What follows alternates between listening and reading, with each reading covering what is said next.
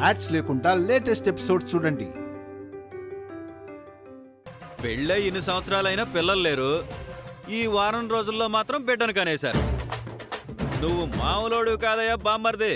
హెజీ నోర్మై, ఇప్పుడే పుట్టిన బాబులో ఉన్నాడా వాడు? సత్వరం ఏమైనా వచ్చిందా నీకు? అయినా మాకు పిల్లలు పుట్టడం ఏంటి? లావణ్య ఏమైనా ప్రెగ్నెంట్ అయిందా? మనం ఏమైనా సీమంతం చేశామా? అర్థం పర్థం లేని మాటలు మాట్లాడొద్దు. అక్క, నువ్వు సడన్ గా బాబుతో ఎంట్రీ ఇచ్చి వీడు నా బాబే అనేసరికి అందరికీ నరాలు కట్టైనంత షాక్ తగిలింది. విషయం ఏంటో తొందరగా చెప్పు. ఎవరో అనాథ పిల్లాడు, నాక్కూడా పిల్లలు లేరని తీసుకొచ్చాను.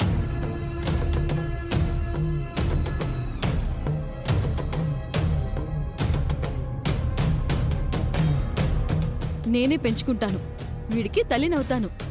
ప్రింట్ మీడియాని, ఎలక్ట్రానిక్ మీడియాని పిలిపించండి. నా పెద్ద కోడలు ఒక అనాథ బిడ్డను దత్తత తీసుకుందని 2 రాష్ట్రాలకు తెలిసేలా చెప్పండి.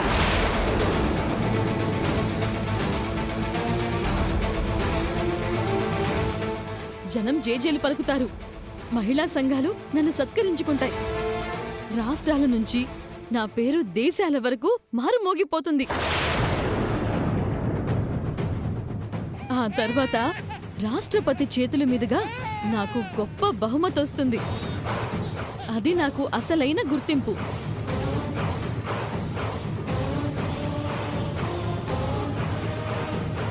నీలో మానవత్వం, మాతృత్వం తన్నుకొస్తున్నాయక్క. నువ్వు చాలా చాలా గ్రేట్ అక్క. ఇంకా పొగడండి. చాలా ఎత్తుకెదిగిపోయావు. మహిళా లోకం నిన్ను ఆదర్శంగా తీసుకుంటుంది. నీకు ఖచ్చితంగా మహిళా శిరోమణి అనే బిరుదు వస్తుంది. ఇదంతా చూస్తుంటే నాకెందుకో ఏదో ప్రమాదం తరుముకొస్తుంది అని అనిపిస్తుంది. నాకు అలాగే అనిపిస్తుంది. అసలు ఈ బాబుని ఎక్కడి నుంచి తీసుకొచ్చావు? అనాథ పిల్లాడని చెప్పాను కదా. ఈ సిచ్యువేషన్ కి తగ్గట్టు పాట ఒకటి గుర్తొచ్చింది, పాడేయమంటావా? పాడే. కంటేనే అమ్మ నీ అంటే ఎలా, కడుపు తీపిలేని అమ్మ బొమ్మే కదా, రాతి బొమ్మే కదా. థ్యాంక్స్ అన్నయ్య. కాసేపు అందరూ సైలెంట్ గా ఉంటారా?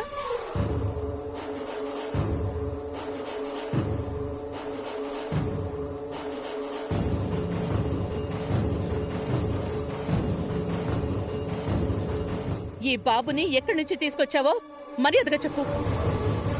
చిన్నపిల్లలతో ఆటలాడుకో. నీ గుర్తింపు సంగతి దేవుడెరుగు. ఈ పిల్లాడు మరో గంట మన ఇంట్లో ఉన్నాడంటే పోలీసులు వచ్చేలా ఉన్నారు. తింగర వేషాలు వేయకుండా అసలు ఈ బాబుని ఎక్కడి నుంచి తీసుకొచ్చావో చెప్పు. వేదవతి గారు,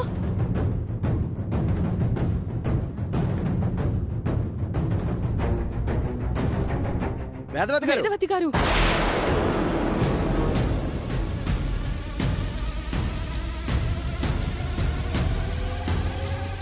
ఎవరు మీరు? బాబు తల్లిదండ్రులం.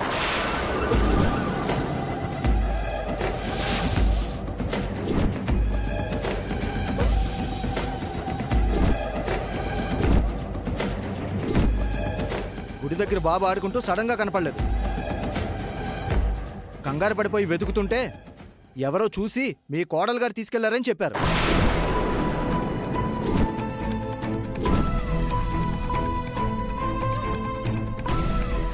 అందుకే పోలీస్ స్టేషన్కి వెళ్ళి కంప్లైంట్ ఇవ్వకుండా నేరుగా మీ ఇంటికి వచ్చాం.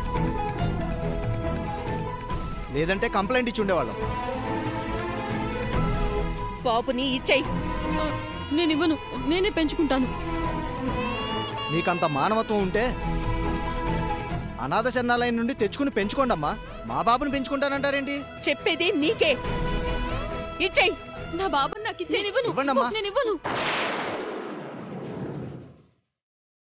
జరిగిన దానికి మేము క్షమాపణలు వేడుకుంటున్నాం.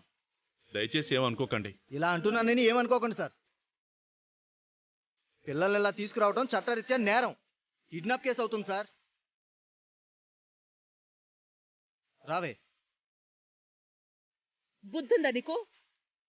గుర్తింపు గుర్తింపు అంటూ ఎలాంటి పనులు చేస్తున్నావో, ఎలాంటి ప్రమాదాన్ని ఇంటి మీదకి తెచ్చావో అర్థమవుతుందా నీకు? అనాథల్ని దత్తత తీసుకోవడం అనేది తప్పు కాదమ్మా. మీ ఇద్దరికీ సమ్మతం అయితే ఏ అనాథ శరణాలయం నుంచో అడాప్ట్ చేసుకోవచ్చు. అంతేకాని ఇలాంటి పనులు చేయకూడదు. మీ ఇద్దరికి పిల్లలు పుడితే అది అసలైన ఐడెంటిటీ అవుతుంది. మన వంశానికి పేరొస్తుంది గాని ఇవేం పనులమ్మా? ఇలాంటి పిచ్చి పనులు ఇంకెప్పుడు చేయకు, అర్థమైందా?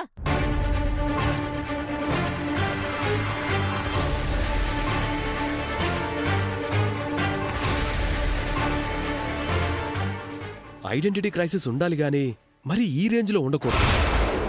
రాంగ్ రూట్లో గుర్తింపు కోసం ఆరాటపడితే ఇంటి పరువు పోతుంది.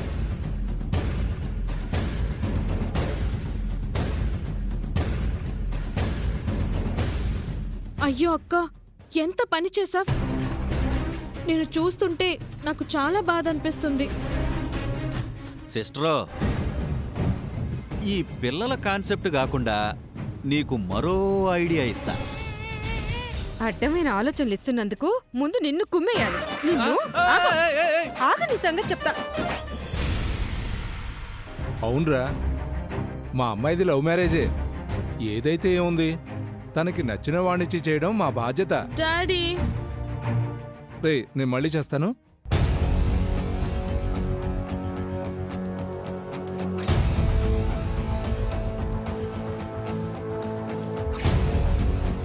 మళ్ళీ ఏమైందమ్మా? ఏం అర్థం కావడం లేదు. మనసు కాసేపు బాగున్నట్టుంటుంది, కాసేపు గందరగోళంగా ఉంటుంది. నేను ఎన్ని రకాలుగా శ్రీకర్ని నా వైపుకి తిప్పుకుందామని ప్రయత్నం చేస్తున్నా నా వల్ల కావడం లేదు. అవనీని అంటుకుపోతున్నాడు. శ్రీకర్ని మర్చిపోమంటే చచ్చిపోతాను కాని మర్చిపోలేనంటూ మాట్లాడుతున్నావు. అలా అని రోజు నువ్వు పడుతున్నా నరకయాతనని నేను చూడలేకపోతున్నానమ్మా. పేరెంట్స్గా నువ్వు చెప్పిందే వింటున్నావు, నువ్వు చెప్పిందే చేస్తున్నావు. అంతకు మించి మాకేం అర్థం కావట్లేదమ్మా. ఒకే వరలో రెండు కత్తుల్లా నేను అవని ఒకే ఇంట్లో ఉంటూ ఎత్తులకి పై ఎత్తులు వేసుకుంటున్నాం. గెలుపు ఒకసారి నా వైపు ఉంటే మరోసారి ఆ అవని వైపు ఉంటుంది. ప్రతిరోజు ఇలాంటి టాస్కులు భరించడం కష్టం. అల్టిమేట్గా నేను కోరుకునేది ఏంటంటే ఆ అవని లేని శ్రీకర్ నాకు కావాలి. ఆ అవని నీడపడని శ్రీకర్ నాకు కావాలి. ఆ అవని తోడు లేని శ్రీకర్ నాకు కావాలి. 5 నిమిషాలు కూడా దూరంగా ఉండకుండా అంటు పెట్టుకునుంటున్నారు. మరి నువ్వు కోరుకున్నట్టు ఎలా జరుగుతుందని ఆశపడుతున్నావు? పోనీ అలా జరగడానికి నీ దగ్గర ఏదైనా ఐడియా ఉంటే చెప్పు, చేద్దాం.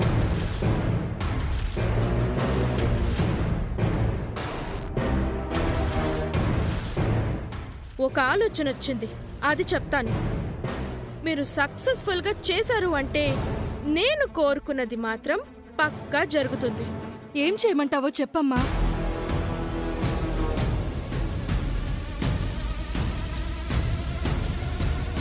ఎలా ఉంది? చాలా నీట్గా ఉందమ్మా. చంపడాలు నరకడాలు లేకుండా సింపుల్గా ఉంది. ఇంతకాలానికి మంచి స్కెచ్ వేశావమ్మా. ఇదొక మంచి వ్యూహం. ఖచ్చితంగా ఈ వ్యూహంలో శ్రీకర్ చిక్కుకుంటాడు, అందులో అనుమానమే లేదు. నువ్వు చెప్పినట్టే నీట్గా హ్యాండిల్ చేస్తాం. ఇక అది మాకొదలే. ఇంకెందుకు ఆలస్యం, నేను బయలుదేరతాను. మీరు మంచి టైం చూసుకొని వచ్చేయండి. సరేమ్మా, bye. Bye. Bye, take care.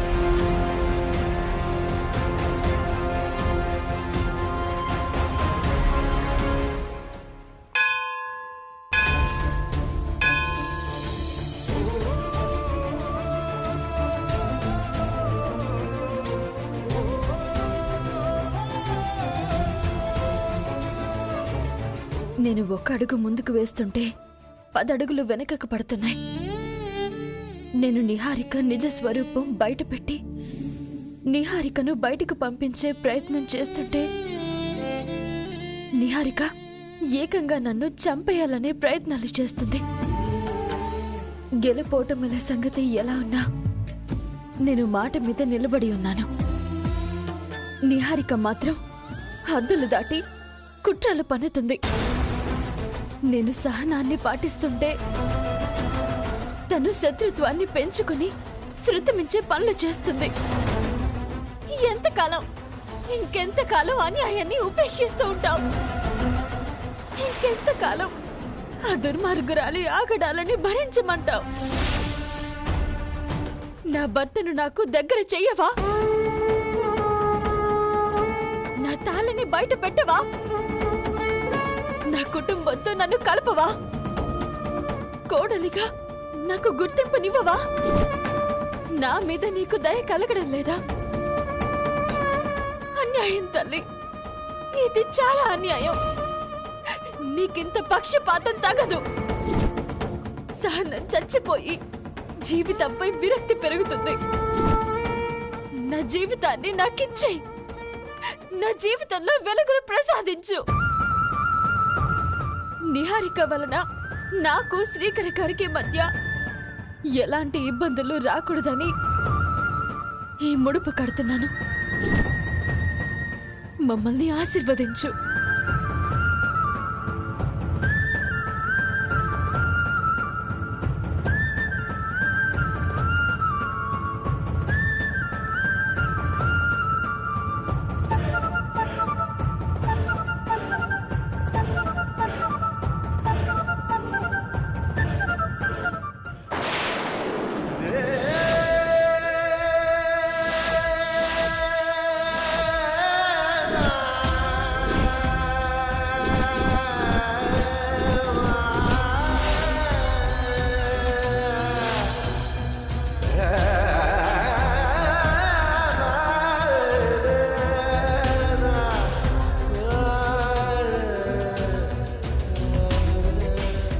ఎప్పుడు లేనిది ఈ రోజు ఎందుకు ఇలా జరిగింది? నా మొక్కుకి వ్యతిరేకంగా వేరే ఏమైనా జరగబోతుందా? మరో గండం ఏదైనా ఎదురు కాబోతుందా?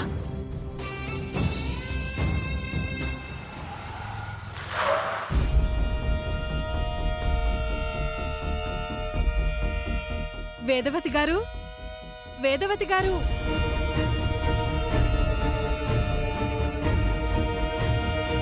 బాగున్నారా అండి? బాగున్నామండి. నమస్కారం అండి. నమస్కారం అండి. కూర్చోండి. కూర్చోండి.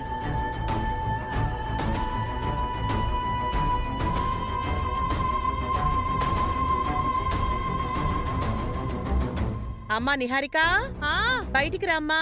అలాగే అత్తయ్య గారు. ఏదో విశేషంతో వచ్చినట్టున్నారు. అవును సార్. చెప్పండి. అల్లుడు గారు, కుటుంబ సభ్యులు అందరూ రానివ్వండి. అందరి ముందు చెప్పాల్సిన విషయం ఇది. రే శ్రీకర్, ఒకసారి బయటికి రారా.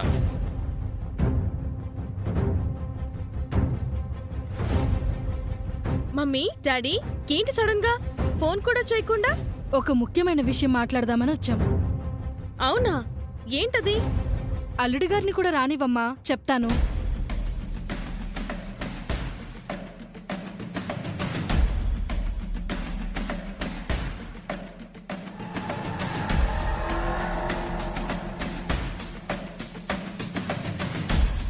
వచ్చాడు కదా, చెప్పండి. వచ్చి కూర్చో బాబు. పర్లేదు, చెప్పండి. ఏదో నీకు సంబంధించిన ఇంపార్టెంట్ మ్యాటర్లా ఉంది. వచ్చి కూర్చోరా.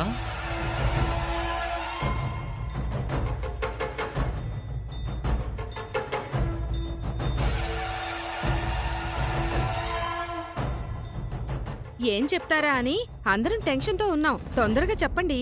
మా నిహారిక మీ ఇంటి పద్ధతులకు బాగా అలవాటైందని మీరు చెప్పారు, అవునా? అవును. మీలాగే మాకు కొన్ని పద్ధతులు, సాంప్రదాయాలు ఉన్నాయి. వాటి గురించి మీ అబ్బాయి తెలుసుకోవాల్సిన అవసరం కూడా ఉంది. అందుకే అందుకే అంత గ్యాప్ ఇవ్వకుండా తొందరగా చెప్పండి. ఎందుకంత మొహమాటం? చెప్పండి. మా అల్లుడి గారిని ఓ 10 రోజులు మా ఇంటికి తీసుకెళ్దామని అనుకుంటున్నాం.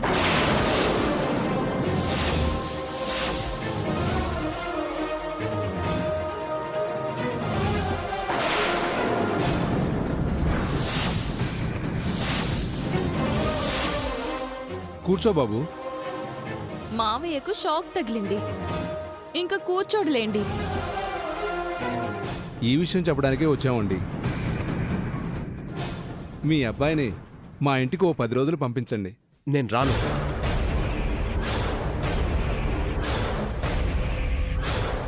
అదేంటి బాబు అలా అంటావు? నేను మీ ఇంటికి వచ్చి మీ పద్ధతుల గురించి నేర్చుకోవాల్సిన అవసరం లేదు. నిహారికను పంపించమని అడిగినప్పుడు మేమిలా అనలేదే. అది వేరు. అంటే ఆడపిల్లకో రూలు మీకో రూలా? అది కాదండి.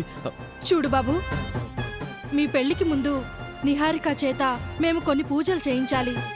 ఆ పూజల్లో మీరు ఖచ్చితంగా ఉండాలి. తొందరలోనే కర్వా చౌత్ వస్తుంది. మా కమ్యూనిటీ వాళ్ళం బాగా సెలబ్రేట్ చేసుకుంటాం. వీళ్ళ పెళ్లి కాకముందే వస్తుంది కాబట్టి ఇద్దరి చేత చేయిస్తే మంచి జరుగుతుంది.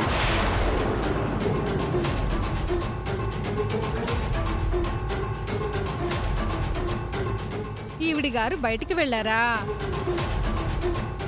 సీన్లోకి ఇంకా రాలేదేంటా అనుకున్నాను. ఏం జరుగుతుంది ఇక్కడ? నీకు సంబంధం లేనిది. తగుదునమ్మా అని అన్నింట్లోకి ఎంటర్ అయిపోకు. అంతా వినే ఉంటావుగా, తెలియనట్టు నాటకాలెందుకు? శ్రీకర్ మావయ్యని వాళ్ళ ఇంటికి ఒక 10 రోజులు తీసుకెళ్తారంట. అలా వెళ్ళకూడదు కదా. అయినా నీకేంటి సంబంధం? పోయి నీ పని చూసుకో. ఆంటీ, పెళ్లికి ముందు ఇలాంటివి కరెక్ట్ కాదంటీ. ఆడపిల్లని పెళ్లికి ముందు తీసుకురావడం కరెక్టేనా? వేదవతి గారి కుటుంబ ఆచారాలకి బయట కుటుంబ ఆచారాలకి చాలా తేడా ఉంటుంది. అందుకే నేర్పించడానికి తీసుకొచ్చారు. ఎవరి ఆచారాలు వాళ్ళకి గొప్పవి. మీరెన్ని చెప్పినా నేనైతే రావటం కుదరదు. మీరేమంటారు వేదవతి గారు?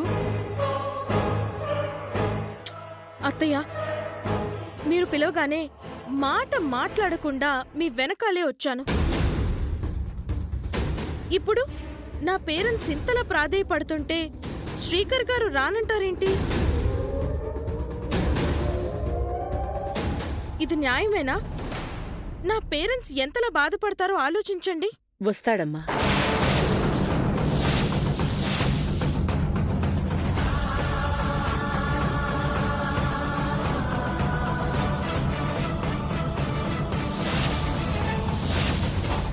ఖచ్చితంగా వస్తాడు. థ్యాంక్స్ అత్తయ్య. అమ్మా, ఏంటిది? నాకిష్టం లేని చోటికి వెళ్ళమంటావేంటి? అది నీ అత్తవారిల్లు. ఇష్టం లేని చోటంటావేంటి? పద్ధతిగా మాట్లాడు. మనుషులు హర్ట్ అయ్యేలా మాట్లాడుకో. ఇప్పటి వరకు వాళ్ళు మనం చెప్పినట్టే విన్నారు. వాళ్ళు మన ఆశల్ని తీర్చినప్పుడు వాళ్ళ ఆశల్ని నెరవేర్చాల్సిన బాధ్యత మనకుంది. కాదనుకు. 10 రోజులు మా ఇంట్లో ఉంటే మీ ఇద్దరి మధ్య మరింత అండర్స్టాండింగ్ కుదురుతుంది బాబు. ఓ 10 రోజులు పోరా బాబు, మాకు కూడా ఇక్కడ ప్రశాంతంగా ఉంటుంది. పైగా అదేదో కర్వా చౌతు అని వాళ్ళ సంప్రదాయం అంటున్నారు కదా, వెళ్ళిరా. వాళ్ళ బంధువులందరికీ పరిచయం అవుతావు. రేపు మంచి రోజు, పంపించేయండి అత్తయ్య. గౌతమి గారు, మీరు కోరిన విధంగా రేపు నా కొడుకు, మీ కూతురు మీ ఇంటికొస్తారు.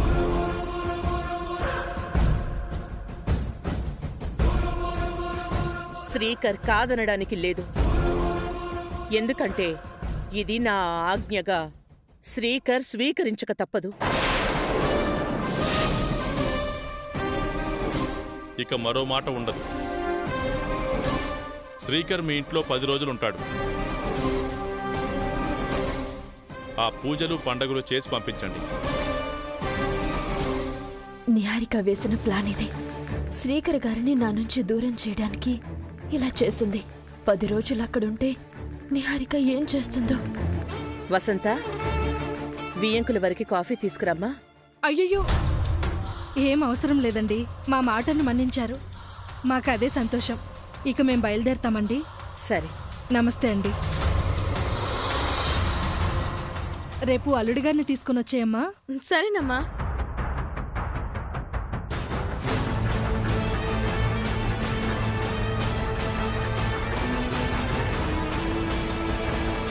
శ్రీకర్ ఆ ఇంటికి వెళ్తే అవనికేంటి ప్రాబ్లం?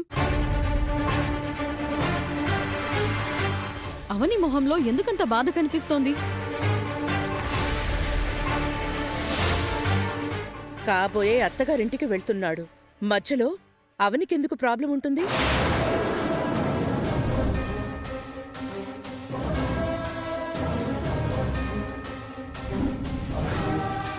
రేయ్, రేపు ప్రిపేర్గా ఉండు. సాకులు చెప్పి తప్పించుకునే ప్రయత్నం చేయకు. పదవేద.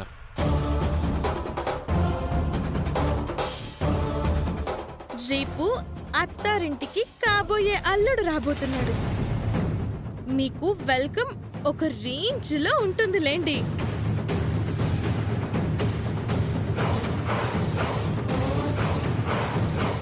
ఎండాకాలంలో కప్పలాగా వాడి మొహం ఎలా అయిపోయిందో చూడు. ఇదంతా నీ ప్లానే కదా? ఎస్ అక్క. 10 రోజులు శ్రీకర్ దూరంగా ఉంటే ఆ అవ్వని ఇక్కడ గిలగిలా కొట్టుకుంటుంది.